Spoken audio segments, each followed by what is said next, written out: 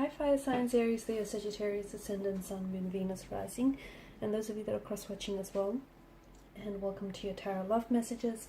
In today's reading, we're going to take a look and see what are your person's current feelings towards you, towards the situation that you're in, and towards this overall connection. There is going to be a part 2 to this reading as well, guys, and in part 2 we are going to follow on with the messages and hopefully explore those messages in more depth and detail. Part 2 is going to be made available via the extension link below. For those of you interested in a personalized reading, as this is a general one, please feel free to reach out and inquire. My email address will be listed below the video. Okay guys, so let's go ahead and let's see what are your person's current emotions and feelings about you and the situation.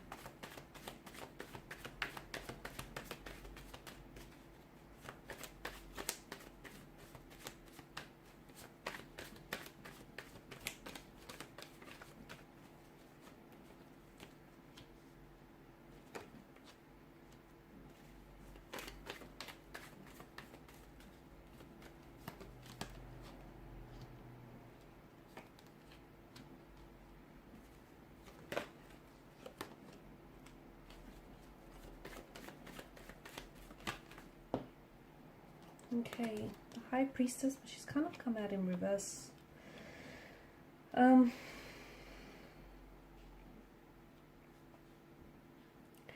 Devil's energy does bring a bit of a negative influence on the overall energies of the spread. Okay, the Devil here is a very fearsome kind of energy, and I feel like this is where your person is at. I feel like they're scared. Okay, there's a very strong fear-based energy present in the readings. They are scared to love you the way that you deserve to be loved. They are scared to open themselves up in order to be loved. They are scared to fall in love with you. They are scared of all of the emotions and the experiences, the vulnerabilities, as well as the possibilities that come with it. They are scared to show you who they really are. Okay? It's not because they're showing you a side that isn't them. It's not because they're pretending to be someone that they're not, but they're scared for you to see the real them, the raw them, the vulnerable them.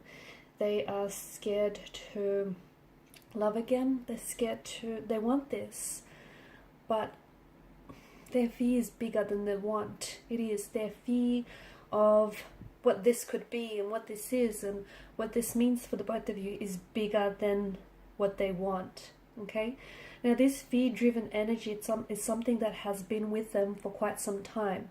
It's quite consistent with this person's energy, and you'll notice that the way that they handle themselves with you and in the situation, in romantic situations, is very consistent with someone who's afraid to open themselves up, someone who's afraid to fall in love and be in a relationship. They're afraid of getting hurt. They're afraid of consequences, of repercussions.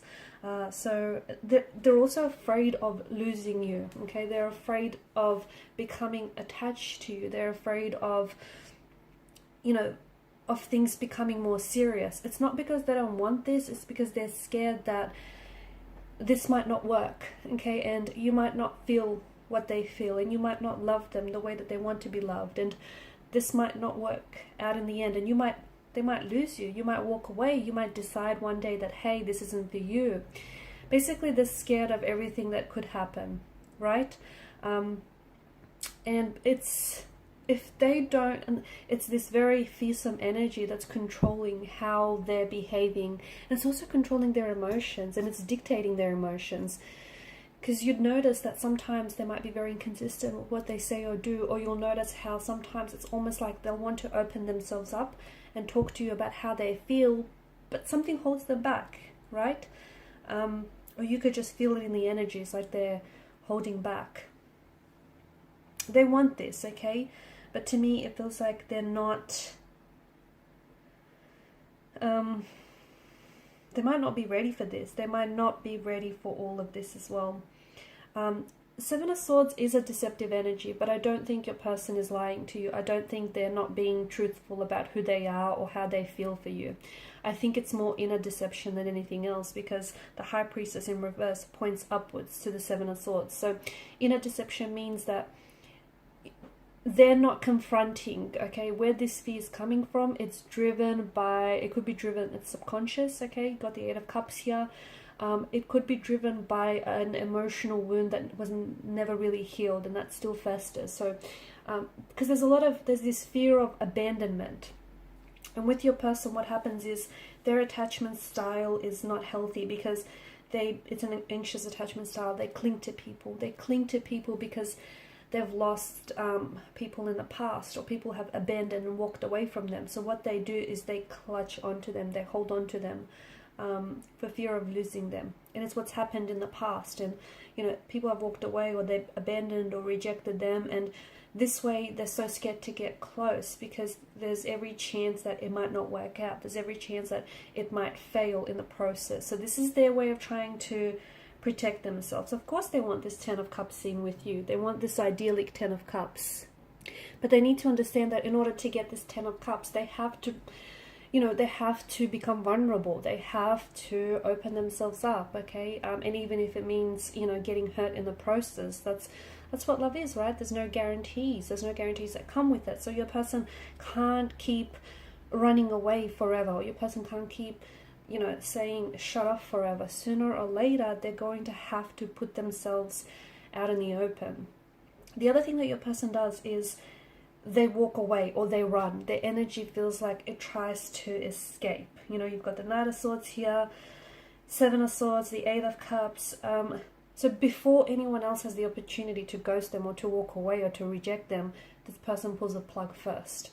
And what that is it's essentially an unhealthy pattern that they've developed of self-sabotaging or self-jeopardizing in the process.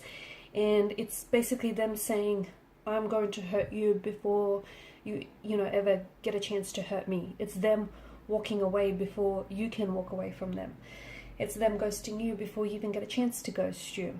And again, it's not like you have the intention to do that to them, but they've been so jaded in the past, and they've been so hurt in the past, that they can't stand to feel abandoned or rejected all over again. And what they do is they then engage in this destructive and unhealthy and sabotaging patterns, both behavioral and emotional.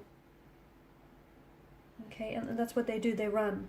You'll notice this person that you're in, every time you try to bring up conversation about feelings, emotions, or where this connection is going, they often act distracted, or they often act uncomfortable, or they'll often try to change the topic of conversation, or they'll simply turn around and say, like, they don't want to talk about this now, because it's their way of avoiding. There's a lot of avoidance in the energy. This person runs, this person avoids, because they can't deal with it. They can't deal with it emotionally. They can't deal with this, whatever this is for them, front, like, head on. Okay, so what they do is, like, even these abandonment issues that are coming up in the energies, for instance, they may have